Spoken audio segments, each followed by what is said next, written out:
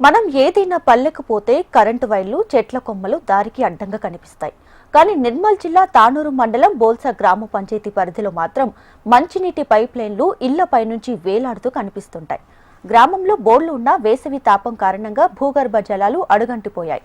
ఆ గ్రామానికి చెందిన 2 వ్యక్తుల ఇంటి వద్ద ఉన్నటువంటి బోర్లలో నీళ్లు వస్తుండటంతో ప్రతి కుటుంబం కూడా ఏడాదికి 4,000 రూపాయలు వెచ్చించి నీటిని కొనుగోలు చేసుకుంటున్నారు. 2 ఏళ్ల కిందట మిషన్ భగీరథ పథకంలో భాగంగా గ్రామంలో పెద్ద ట్యాంకు నిర్మించి నీటి సరఫరా చేపట్టినా పైపులు ఎక్కడికక్కడ పగిలి లీక్ అవడంతో నీటిని నిలిపివేశారని గ్రామస్తులు తెలిపారు.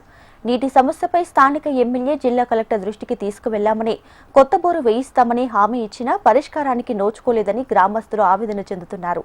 ఏడాదికి 4,000 ఇచ్చి నీళ్లు కొనుగోలు చేస్తున్నామని, అధికారులు స్పందించి నీటి అవసరాలు తీర్చే ఏర్పాట్లు చేపట్టాలని గ్రామస్తులు విన్నవించుకుంటున్నారు.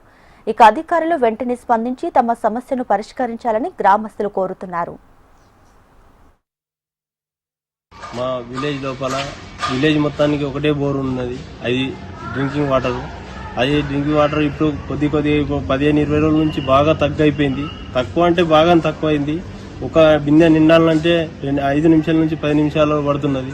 కాబట్టి మన డ్రింకింగ్ వాటర్ కోసము మా విలేజ్, మా పక్క విలేజ్, వడ్జరి, జరి తాండా, ఈ విలేజ్ లోపల కూడా ఇదే పరిస్థితి. గ్రౌండ్ వాటర్ బాగా తక్కువైపోయింది.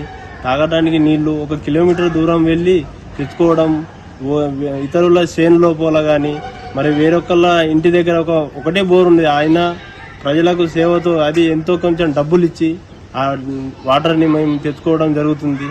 ప్రభుత్వ అధికారులు మాకు ఏదైనా ఒక సాయం చేసి ఆ నీళ్ళ యొక్క సమస్యను తీరుస్తారని వారికి మేము కోరుకుంటున్నాం.